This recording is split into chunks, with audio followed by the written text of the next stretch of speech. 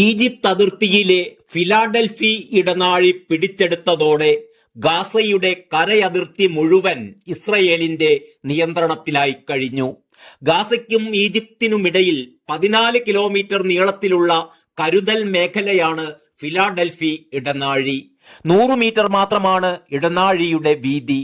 ഇതുവഴി തുരങ്കമുണ്ടാക്കി ഈജിപ്തിൽ നിന്ന് ഗാസയിലേക്ക് ഹമാസ് ആയുധങ്ങൾ കടത്തുന്നു എന്നാണ് ഇസ്രയേലിന്റെ ആരോപണം.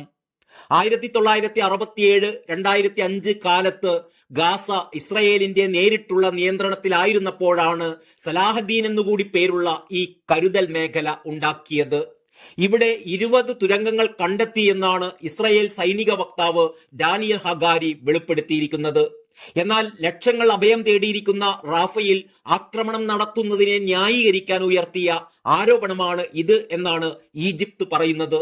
രാഷ്ട്രീയ കാരണങ്ങളാൽ യുദ്ധം നീട്ടുകയാണ് ലക്ഷ്യമെന്നും ഫിലാഡൽഫി ഇടനാഴി ഇസ്രയേൽ ഏറ്റെടുത്തത് 1979 സമാധാന കരാറിന്റെ ലംഘനമാണെന്നും ഈജിപ്ത് പറയുന്നു. അതിനിടെ ബീജിംഗിൽ ചൈനീസ് പ്രസിഡന്റ് ഷീ ജിൻപിങ്ങുമായി കൂടിക്കാഴ്ച നടത്തിയ Egypt president Abdel Fattah al Sisi ഗാസയ്ക്ക് കൂടുതൽ ജീവകാരുണ്യ സഹായം നൽകണമെന്ന് അഭ്യർത്ഥിച്ചു. പലസ്തീൻകാരെ സ്വദേശത്ത് നിന്ന് ആട്ടിപ്പായിക്കാനുള്ള ശ്രമങ്ങളെ ഈജിപ്ത് ചെറുക്കുമെന്നും അൽ സിസി പറഞ്ഞു. അതിനിടെ റാഫയുടെ മധ്യഭാഗത്തും പടിഞ്ഞാറും ഇസ്രയേൽ യുദ്ധം കടുപ്പിച്ചിരിക്കുകയാണ്.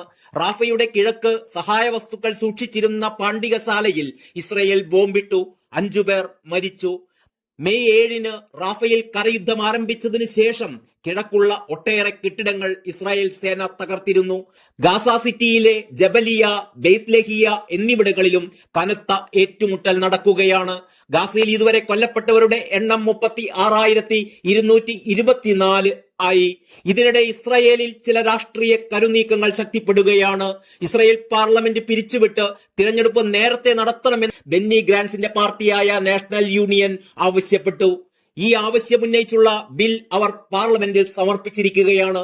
ഹമാസ് ഇസ്രായേലിൽ കൂട്ടക്കുരുതി നടത്തി 1 വർഷം തികയുന്ന ഒക്ടോബറിന് മുമ്പ് തിരഞ്ഞെടുപ്പ് നടത്തണമെന്നാണ് ഇവരുടെ ആവശ്യം. എന്നാൽ ഐക്യ സർക്കാർ പിരിച്ചുവിടുന്നത് ഹമാസ് തലവൻ യഹ്യ സിൻവറിന് നൽകുന്ന പാരിതോഷികമായിരിക്കുമെന്ന് പ്രധാനമന്ത്രി ബെഞ്ചമിൻ നെതന്യാഹുവിന്റെ ലിക്വിഡ് പാർട്ടി പറഞ്ഞു.